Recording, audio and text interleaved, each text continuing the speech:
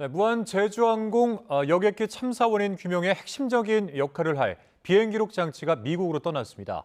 블랙박스 해독을 할 미 교통안전위원회 NTSB는 우리 건을 우선으로 처리하기로 합의한 상태로 작업에는 일주일 정도 걸릴 것으로 예상되고 있습니다. 자, 취재 기자 연결돼 있습니다. 김기봉 기자, 비행 기록 장치 해독 작업, 앞으로 어떻게 진행이 됩니까? 네, 사고 여객기의 블랙박스 가운데 비행 기록 장치 FDR이 우리 사고조사위 조사관 2명과 함께 오후 1시 15분 대한항공편으로 미국으로 출발했습니다. FDR은 원래 오전 10시 15분 비행기로 출발하기로 되어 있었지만 도착지인 워싱턴 DC 덜레스 공항 일대 폭설로 출발이 3시간 지연됐습니다. 비행 기록 장치는 도착을 하면 바로 다음 날부터 NTSB에서 데이터 추출 작업을 하게 됩니다. 이를 위해 사고조사위는 NTSB에서 국내에 파견된 요원들을 통해 작업 일정을 협의했는데 사상자가 많이 나온 중대 사안인 만큼 우선적으로 처리하기로 협의가 이루어졌다고 밝혔습니다. FDR에는 마지막 25시간의 비행 경로와 속도, 비행 자세, 엔진 추력과 출력 등의 정보가 기록되어 있는데 암호화되어 있는 이 내용을 디코딩해서 확인할 수 있는 형태로 변환하는 작업입니다. 사고조사의 관계자는 이 작업 기간을 일주일 정도로 잡고 있다고 밝혔습니다.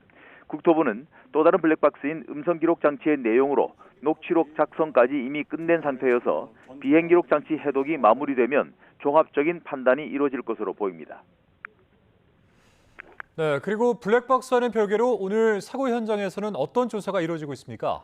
네, 일단 사고조사위는 경납고로 옮긴 항공기 양쪽 엔진 2개를 집중적으로 조사하고 있습니다. 버드 스트라이크가 확실히 맞는지, 양쪽 엔진이 모두 가동이 완전 중단됐는지 등입니다. 이와 함께 사고 당시 작동하지 않은 것으로 알려진 랜딩 기어에 대한 조사도 진행하려 했지만 오늘 현장에 바람이 심하게 불어 조사가 좀 어려운 상황입니다. 경납고로 옮긴 엔진과 달리 랜딩 기어는 현장에 그대로 있어 바람 때문에 조사 자체가 물리적으로 쉽지 않은 상황이라고 조사위가 밝혔습니다.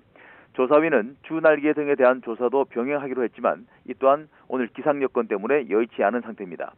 따라서 조사위는 활주로와 철새의 이동 위치 그리고 사고 당시를 목격한 공항 이웃 주민들 인터뷰 등을 진행하고 있습니다. 국토부는 사고조사 진행을 위해 무안국제공항 활주로 폐쇄 기간을 오는 14일 새벽 5시까지 또 한 차례 더 연장했습니다. 이런 가운데 코로나가 끝난 뒤 제주항공이 항공기 가동률을 늘리면서 항공기 정비로 인한 출발 도착 지연 건도 많이 늘어난 것으로 나타났는데 국토부가 이현희 의원실에 제출한 자료를 보면 지난해 상반기 국내 항공사 가운데 이른바 정비 지연 건수 최다를 기록한 것으로 전해졌습니다. 지금까지 YTN 김기봉입니다.